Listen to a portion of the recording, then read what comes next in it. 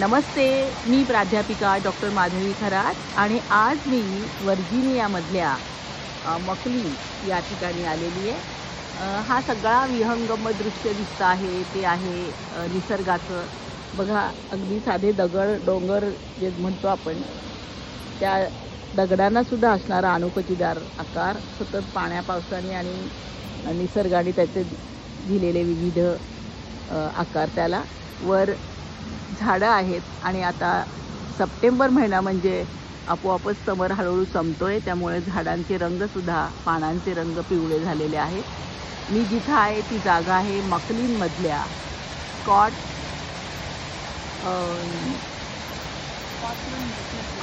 Run nature preserving असं जे यांचं त्यांनी मुद्दामून निर्माण केलेलं ही जागा आहे। फार छान आहे, फार सुंदर आहे। आणि हा बघा दिसतो आहे धबधबा।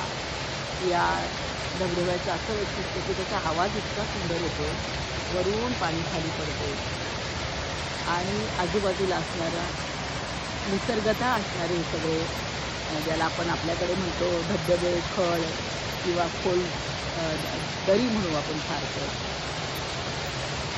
ते दृश्य, पानांचे फार सुंदर रंग दिसत आहेत। मागे आहे ती सगळी, अर्थात ही पोटोमॅक्स नदी आहे, पोटोमॅक्स रिव्हर म्हटलं जातं।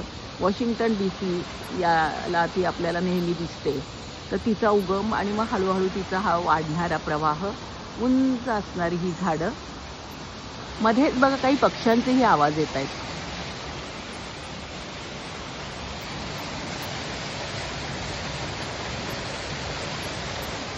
सुंदर दृश्य।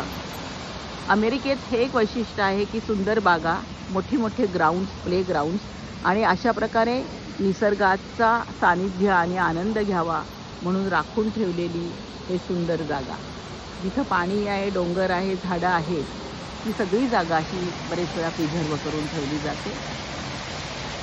पुन्हा एक दुसरी नवीन यूट्यूब घेऊन येईल, तोपर्यंत स्वस्थ रहा, मस्त रहा, निसर्गाचा आनंद घ्या।